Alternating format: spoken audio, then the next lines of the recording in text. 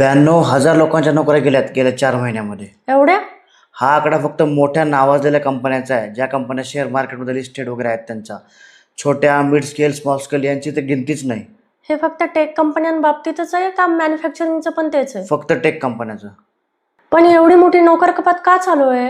काय त्या कंपन्या लॉसमध्ये आहेत का? अजिबात नाही. ओरॅकलनं मागच्या महिन्यामध्ये 30,000 लोकांना फायर केलं, पण त्यांच्या एका क्वार्टरचा नेट प्रॉफिट हा 37,000 कोटींचा होता. तरी पण एवढा ले ऑफ? कारण या कंपन्या AI मध्ये प्रचंड मोठी गुंतवणूक करतायत, AI इन्फ्रास्ट्रक्चरमध्ये. त्यांच्यावरती इन्व्हेस्टरचं खूप मोठं प्रेशर आहे आणि ते प्रेशर त्यांच्या शेअर प्राईसमध्ये रिफ्लेक्ट होतं आहे. या बऱ्याच कंपन्यांचे शेअर प्राईस हे 25 ते 30% डाऊन आहेत. AIचे 5 लेयर्स असतात. पहिलं एनर्जी म्हणजे इलेक्ट्रिसिटी, मोठमोठाले डेटा सेंटर्स चालवण्यासाठी जी इलेक्ट्रिसिटी लागते ती. दुसरं चिप्स, कुठल्याही AIचं ब्रेन हे त्या चिप्समध्ये असतं. तिसरं इन्फ्रास्ट्रक्चर, मोठमोठाले डेटा सेंटर जे सध्या बोलबाला सुरू आहे ते इन्फ्रास्ट्रक्चरमध्ये येतं. कुठल्याही AIला ट्रेन करण्यासाठी जो डेटा लागतो तो त्या डेटा सेंटरमध्ये असतो, त्याच्यामुळे तिथे खूप इन्व्हेस्टमेंट सुरू आहे.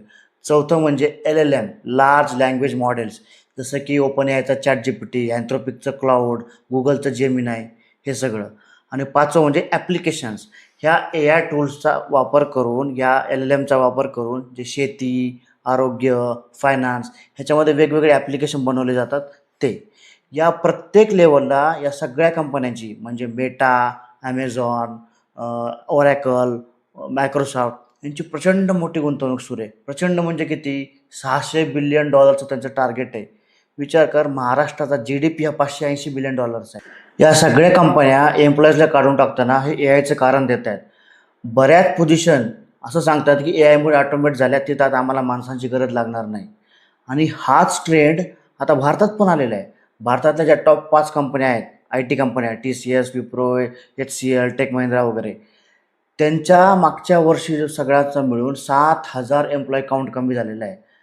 TCSने यावर्षी 25,000 फ्रेशर हायर करण्याचं टार्गेट ठेवलेलं आहे, जो की हा गेल्या 6 वर्षातला सर्वात लोवेस्ट आकडा आहे.